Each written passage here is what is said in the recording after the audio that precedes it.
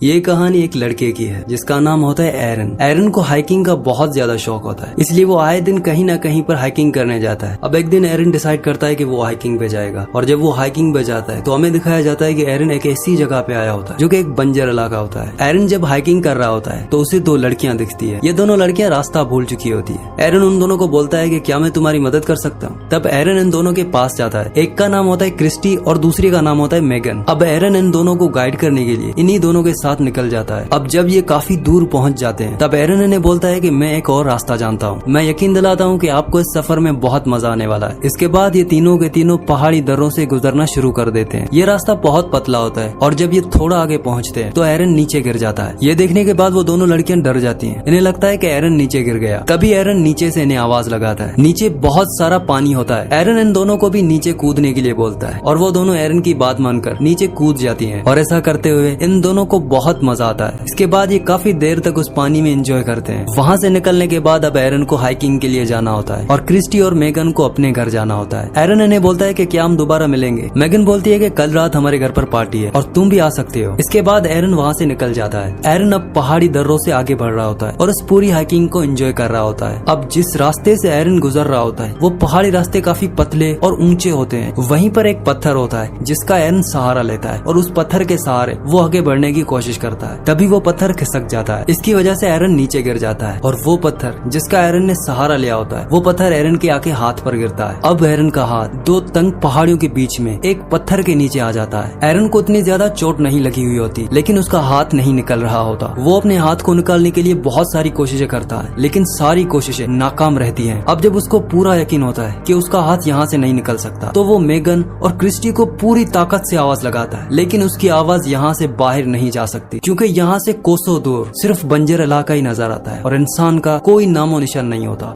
इसके बाद एरन अपना बैग खोलता है और उसमें जो भी हाइकिंग का सामान होता है उसे बाहर निकालता है। एरन को पता होता है कि उसे यहाँ से किसी भी हालत में निकलना होगा, वरना यहाँ पर महीनों तक कोई भी नहीं आता। अब जो एरन ने अपना सामान निकाला होता है उसमें उसे एक छोटा सा नाइफ मिलता है। उस नाइफ से वो उस पहाड़ को डिग करने की कोशिश करता है, लेकिन ये चट्टान इतनी ठोस होती है कि उससे जरा भी फर्क नहीं पड़ता। इसके अलावा एरन का जो राइट हैंड होता है वो पत्थर के नीचे होता है, इसीलिए उसे लेफ्ट हैंड से पत्थर तोड़ने में काफी परेशानी हो रही होती है, लेकिन वो हार नहीं मानता और पत्थर को तोड़ने की कोशिश जारी रखता है। इसी दौरान एरन के हाथ से वो नाइफ नीचे गिर जाता है, इसीलिए वो अब उस नाइफ को अपने हाथ से नहीं उठा सकता क्योंकि वो उससे दूर होता है। लेकिन एक लकड़ी की मदद से एरन उस नाइफ को अपनी तरफ खींच लेता है और फिर से अपना काम जारी रखता है। पत्थर को काटते काटते उसके नाइफ की धार भी पूरी तरह से चली जाती है, पर वो उस काम में पूरी तरह से नाकाम रहता है। अब इसके बाद रात हो जाती है। एरन को कुछ भी पता नहीं होता कि वो यहाँ से कैसे निकल सकता है, लेकिन वो फिर भी अपनी कोशिश जारी रखता है। इसके बाद सुबह होती है और एरन को यहाँ पर फंसे हुए 25 घंटे हो चुके हैं, लेकिन अभी तक उसे यहाँ से निकलने का कोई रास्ता नहीं मिला होता।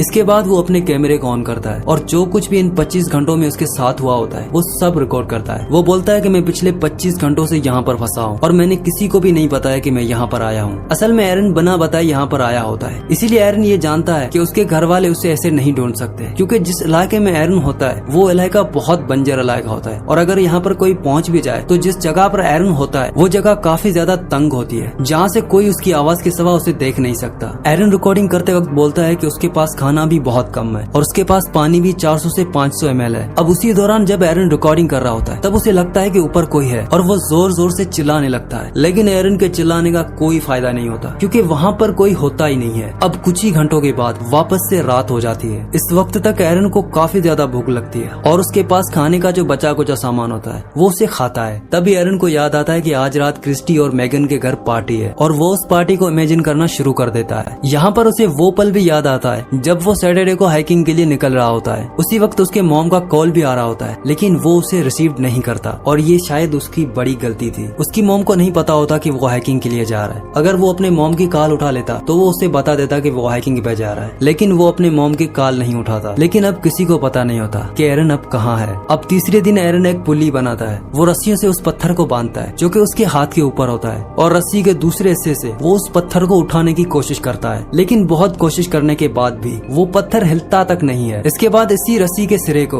वो अपने पैर से बांधकर बहुत जोर से खींचने की कोशिश करता है, लेकिन इससे भी कोई काम नहीं बनता। अब तीसरे दिन एरन का पीने का पानी भी खत्म हो चुका होता है। अब जब उसे यूरिन आता है तो वो उस यूरिन को अपनी बोतल में भर लेता है ताकि उसे वो पानी की जगह पी सके, क्योंकि उसे पता होता है कि अगर उसे पानी नहीं मिला तो वो मर जाएगा। और अब इसे अपना ही यूरिन पीना पड़ता है। यहाँ तक आते आते वो काफी ज्यादा बोर हो जाता है। एरन के पास अब करने के लिए कुछ भी नहीं होता, इसीलिए वो हर छोटी छोटी चीज को नोट करता है। उसे जब भूख लगती है तो वो छोटे छोटे इंसेक्ट को खाता है, लेकिन उसे इसके लिए भी वेट करना पड़ता है क्योंकि वो तब तक इंसेक्ट नहीं खा सकता जब वो उसके करीब ना आए। अब इन 3 दिनों के अंदर एरन भूख से, प्यास से और इस माहौल से बहुत परेशान हो जाता है और अब वो डिसाइड करता है कि वो अपने हाथ को काटेगा। इसके बाद वो अपने हाथ को ऊपर से अच्छे से बांध लेता है और वो उसे काटने की कोशिश करता है, लेकिन उसके नाइफ की धार बिल्कुल भी नहीं होती, जिसकी वजह से उसकी पतली सी स्किन भी नहीं कटती। इस चीज से एरन काफी ज्यादा डिसअपॉइंट हो जाता है और वो अपना कैमरा ऑन करता है और उसमें बोलता है कि कभी भी चाइना की सस्ती चीजें नहीं खरीदनी चाहिए, ये किसी काम की नहीं होती। अब इस तरह से एक और दिन भी खत्म हो जाता है और रात हो जाती है। एरन को अपनी फैमिली और उसके दोस्त बहुत याद आ रहे होते हैं। जब वो उनको याद कर रहा होता है तभी आसमान में बादल घिर आते हैं और बहुत जोर से बारिश होना शुरू हो जाती है और इसी चीज का फायदा उठाते एरन अपनी बोतल में पानी भर लेता है, लेकिन पानी उन पहाड़ी दर्रों में आना शुरू हो जाता है जहाँ पर एरन फंसा हुआ है और अब धीरे धीरे पानी का लेवल बढ़ता जाता है और एरन उसमें डूबना शुरू हो जाता है। क्योंकि पानी में ग्रेविटी बहुत कम होती है, इसीलिए हम उससे भारी से भारी चीज उठा सकते हैं और एरन अब पानी के अंदर जाकर उस पत्थर को उठाने की कोशिश करता है और बहुत मुश्किलों के बाद एरन उस पत्थर को उठा लेता है और उसका हाथ वहाँ से निकल जाता है। इसके बाद वो भागता हुआ अपनी गाड़ी की तरफ जाता है, अपनी गाड़ी में बैठता है और कैनियन लैंड नेशनल पार्क से निकल जाता है।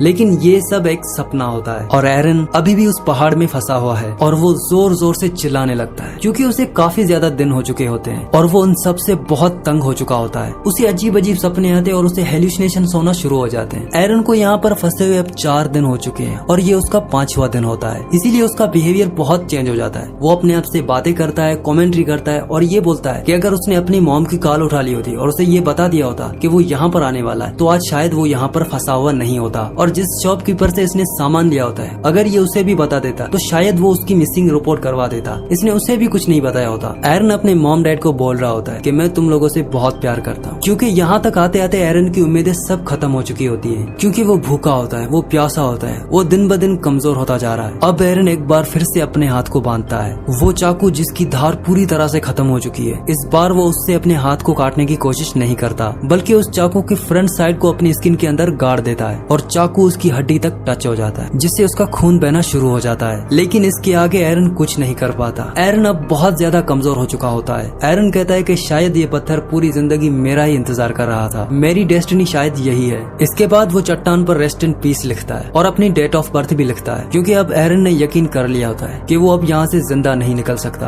अगली सुबह जब उसकी आंख खुलती है तो उसे कुछ विजन्स आते हैं और उन विजन में उसे एक बच्चा नजर आता है। असल में ये बच्चा एरन का फ्यूचर सन होता है और वो उसके साथ खेल रहा होता है। ये सब देखने के बाद एरन का सेल्फ बिलीफ बढ़ जाता है और वो अपने फंसे हुए हाथ को अपोजिट साइड पुश करता है जिससे वो अपने हाथ की हड्डी को तोड़ देता है और इसके बाद जो उसके पास चाकू होता है इस पर उसने धार लगा ली होती है और धीरे धीरे वो अपने हाथ को काटना शुरू कर देता है और इस तरह से वो अपने हाथ को अपनी बॉडी से अलग कर देता है। वहाँ से निकलने के बाद वो अपने हाथ की फोटो भी खींचता है जो कि अभी भी उस पत्थर में फंसा हुआ होता है। इसके बाद एरन बहुत मुश्किल से इस पहाड़ी दर्रे से बाहर निकलता है और बाहर निकलने के बाद वो देखता है कि वहाँ पर कुछ बारिश का पानी जमा होता है। एरन उस जगह पर जाता है और बहुत सारा पानी पीता है क्योंकि पिछले 6 दिनों से एरन ने ना खाना खाया होता है और ना ही सही से पानी पिया होता है, इसीलिए वो जी भर के पानी पीता है। इसके बाद वो यहाँ से निकल जाता है, लेकिन अभी भी कैनियन लैंड नेशनल पार्क से निकलना इतना आसान नहीं होता क्योंकि ये बहुत बड़ा बंजर इलाका होता है। लेकिन एरन को खुद पर भरोसा होता है। वो दर्द में होते हुए भी आगे बढ़ता रहता है और तभी उसे एक फैमिली नजर आती है जो कि हाइकिंग के लिए आए हुए होते हैं। तब एरन उन्हें आवाज लगाता है और वो भागते हुए एरन की तरफ आते हैं और वो एरन की मदद के लिए सिक्योरिटी को बुलाते हैं। इसके बाद वहाँ पर एक हेलीकॉप्टर आता है और एरन को वहाँ से उस हेलीकॉप्टर में हॉस्पिटल लेकर जाया जाता है। कुछ टाइम बाद एरन बिल्कुल ठीक हो जाता है और एरन ने जो अपने बच्चे के विजन देखे थे वो आगे चलकर सच हो जाते हैं। 3 साल बाद एरन एक लड़की से मिलता है जिसका नाम जेसिका होता है और इन दोनों की शादी हो जाती है। इसके बाद एरन का एक बेटा होता है जिसका नाम लियो होता है। इतना बड़ा हादसा होने के बावजूद भी एरन हाइकिंग नहीं छोड़ता। उसने अपने पैशन को कभी नहीं छोड़ा होता और वो जहाँ भी जाता है वो वहाँ पर ये नोट जरूर लिखता है कि वो कहाँ जा चुका है। इसके बाद इस मूवी का एंड हो जाता है। ये मूवी एक सच्ची कहानी पर बनी है। जब एरन 6 दिन तक उस पहाड़ के दर्रे में फंसा रहा, एरन के साथ ये वाकया हुआ था 26 अप्रैल 2003 को, जिस पर ये मूवी बनी है।